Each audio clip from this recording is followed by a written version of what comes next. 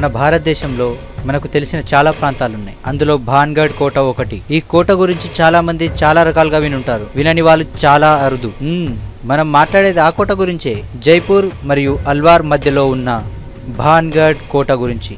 ఈ కోట కట్టడం వల్ల జరిగిన అనార్థాలేంటో ఈరోజు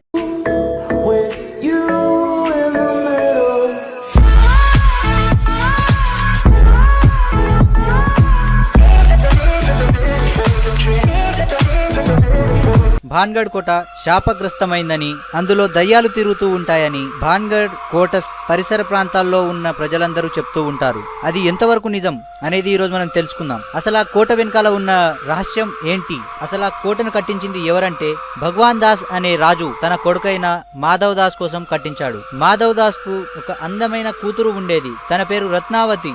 రత్నావతి తన చెలికత్తెలతో ఒకరోజు సంతకు వెళ్ళింది. అక్కడ సుగంధపు ద్రవ్యాలను కొంటూ ఉండగా సింధియా అనే ఒక తాంత్రికుడు తనని చూశాడు. తనని చూడగానే వెంటనే మంత్రముగ్ధుడయ్యాడు. ఎలాగైనా తనని వశపరుచుకోవాలని కుట్ర పన్నాడు. అయితే రాజకుమారి సుగంధపు ద్రవ్యాలను కొనడం చూసిన సింధియా ఆ సుగంధపు ద్రవ్యాల సీసా ఒకదానిలో తన మాయాశక్తితో తయారు చేసిన ఒక లేహ్యం లాంటి ఒక వస్తువుని కలిపేశాడు. అయితే సింధియా ఇలా చేయడం చూసిన రాజకుమారి యొక్క చెలికత్తెలలో ఒకరు వెంటనే ఈ సమాచారాన్ని వెళ్లి రాజకుమారికి చెప్పారు. ఇది తెలుసుకున్న రాజకుమారి వెంటనే కోట గోడ వద్ద నిలబడి ఆ సుగంధపు సీసాని అంటే సెంట్ బాటిల్ ని దూరంగా ఒక కొండపైన విసిరేసింది. అయితే ఆ కొండ సింధియాని అంటే తాంత్రికుడిని అయితే ఆ కొండ సింధియా అనే తాంత్రికుడిని వెంబడించసాగింది. అయితే సింధియా ప్రాణ భయంతో ఇక తాను చనిపోతానని అర్థమై భాన్గఢ్ కోటని శపించాడు.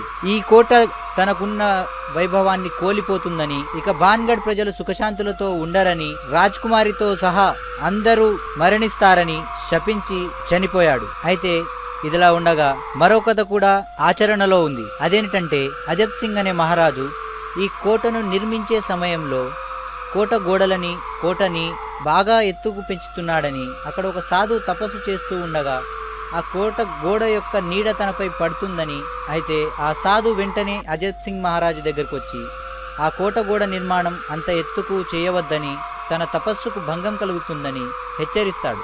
అయితే అజబ్ సింగ్ మహారాజు ఆ సాధు మాటలు పట్టించుకోకుండా ఆ కోట గోడని మరియు ఆ కోట గోడల్ని ఎత్తుకు పెంచుతాడు. అయితే అజబ్ సింగ్ మహారాజుపై కోపపడి సాధు తనని శపిస్తాడు. నువ్వు నిర్మించే ఈ కట్టడం భూతాలకు నివాసంగా మారుతుందని, ఇకపై ఈ కోటలో మనుషులు కాదు భూతాలు నివాసిస్తాయని శపించి అక్కడి నుంచి వెళ్ళిపోతాడు. ఇది ఇవాల్టి మన మిస్టరీ. ఓకే ఫ్రెండ్స్, ఒకవేళ మా వీడియో కనుక మీకు నచ్చినట్లయితే కింద రెడ్ కలర్లో సబ్స్క్రైబ్ బటన్ ఉంటుంది, తప్పకుండా సబ్స్క్రైబ్ చేయండి. ఇంకా బెల్ బటన్ని ప్రెస్ చేయండి. ఒకవేళ మా వీడియో కనుక మీకు నచ్చినట్టయితే తప్పకుండా లైక్ చేయండి. Thank you for watching.